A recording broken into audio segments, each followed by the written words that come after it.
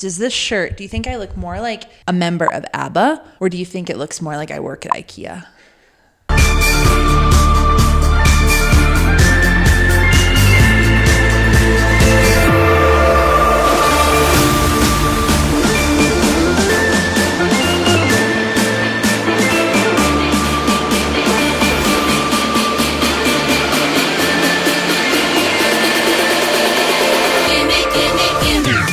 Hey everyone, I'm Rory, aka Lil Runner Boy, and you're watching another episode of Runners Rate the Bars. Runners Rate the Bars.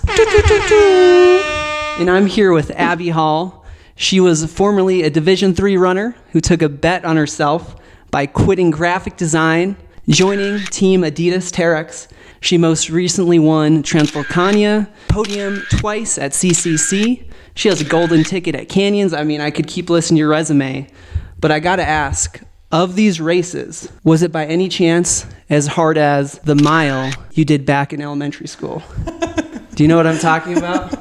I was thinking you were gonna reference a beer mile. Oh yeah. Does it look familiar? Oh, you're going way back. So I think I was in 3rd grade, and I went to a religious school, and every week, actually not probably every week, but we ran the mile as kids do.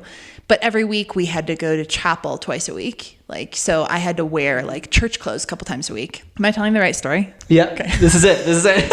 You were wearing your church outfit and church shoes. Exactly. In the mile. I forgot my gym clothes. Yeah. And so I was like, well, I'm in my chapel clothes, and just the show goes on. We'll do it live. We'll do it live. Okay. We'll do it live. Fuck it. Yeah. So I ran the mile in my church shoes, and I beat all the boys, which was my goal for too many years. That was my driving force. And so I beat the boys. And then when my mom picked me up from school, she goes, what did you do? I realized you forgot your shoes. And I said, I just ran it anyway. And so.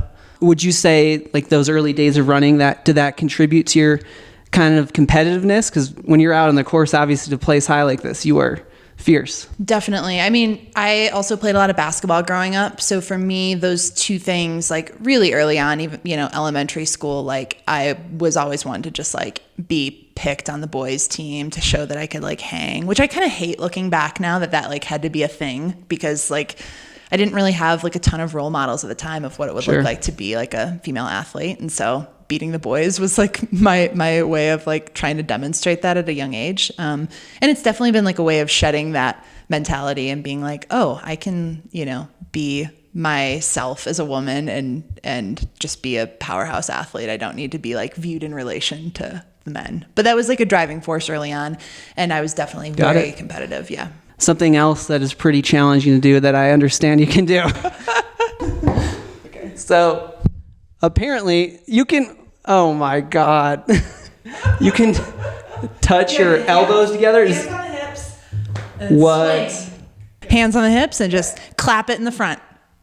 Yep. Just, but stay there. Yeah, but stay there. Yeah. Yeah, that's it.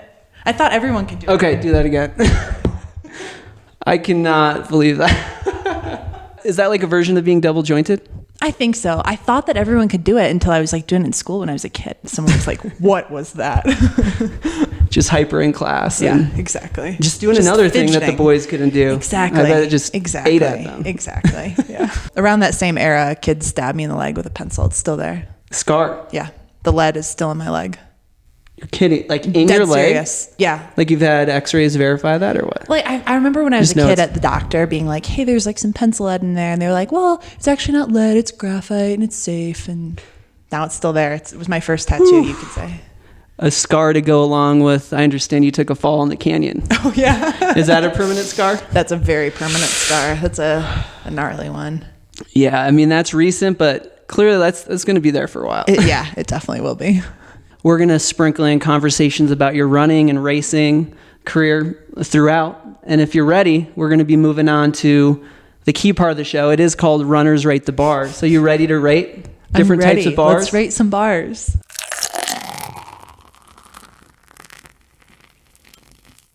This is the part of the show where we rate the bars when it comes to beers or alcoholic beverages. So Abby, as you can see before you or can't see, There are 3 beers that you're going to sample. I picked beers from the major cities. I won't give you Of any Arizona. clues. Of Arizona. Because you're relatively new to Arizona. You've been here roughly a year. Yep.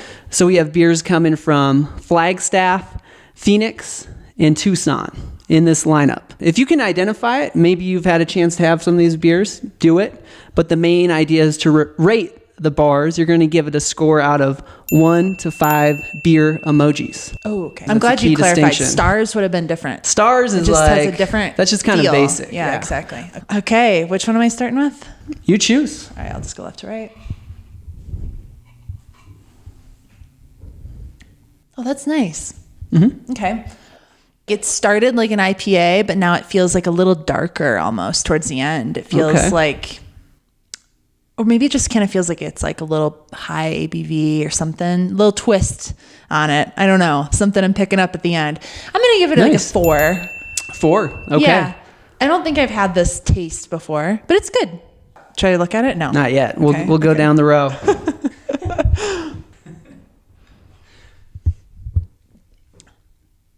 That's nice. I like that better. It just feels a little bit more balanced, like a tiny bit of citrus maybe, but just like a clean finish. Clean finish. Clean finish. I'm going to give that a 5. 5. I don't know. Five. Am Wow. I like doling No, that out too easily? No. I guess like I started at 4 being kind of my like, yeah, it's a beer. You think I'm going to hate this one? Saying we got a 5 with this city. It's going to be hard to top. I don't know how you'll distinguish if it's better. Is that Tower? Maybe. What do you rate it? Give me a rating first and I'll confirm or deny. These feel so similar. Which one's better? The one on the right's better. The one on the right. No, wait. I think they're honestly they're really similar. I'm gonna go back and forth. Now I guess technically Actually, okay. No, I think I like that middle one better. Middle one? Okay. The right's a 4 for me, but I think the right's close. Tower still. Okay. And I okay. really like Tower a lot, but I just really am digging that middle one. We'll confirm it in a second here. We had a 4, 5, close to 5, back down to a 4. Yep. This one was Mother Road. Okay, that's what I thought. Tower Station Yep. from Mother Road. That's what I thought. Flagship. The flagship. Flag I chat. had a drink. Sorry. You could argue it's a flagship beer of Flagstaff, actually named after Route 66, the Mother Road. How about we do a little... I feel kind of like wrong for not having that be the one that was a 5. Well, we took Ooh. away the covering. Abby's examining the Spellbinder. beers I've here. had this one. You have? Okay. I've had that one. That's really good. You actually ended up giving the nod to Spellbound, which is a product of Wren House Brewing Okay. in Phoenix. Quality Really spot. good. To clarify, Spellbinder is a hazy.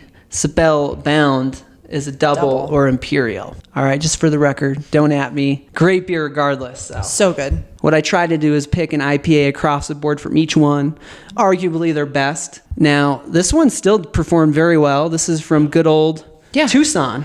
Great beer. The Dragoon IPA, and you were spot on with that. It's got a higher ABV of about 7%. I think I just like this has like a less hoochie finish. Less you know? hoochie. Would this be something you'd consider for a beer mile, or is it too high quality? That's a bold. I mean, does it have to be in the full 16 ounce or whatever? No, we're not going to make you do tall boys for a beer mile. I mean, I don't know. What is this? Like a 5-6 ABV? This is actually coming in at 8%. So this is 8? the strongest, and you said it was a... Gosh.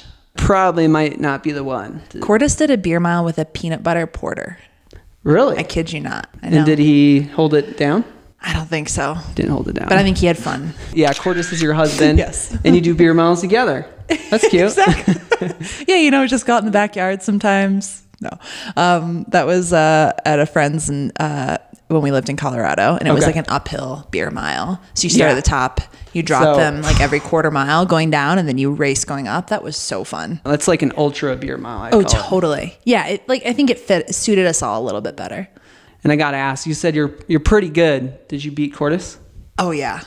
Yeah. Oh yeah. I think that middle school, elementary school gym class mile in me comes alive for the beer mile. That's that's the part of me that's on display.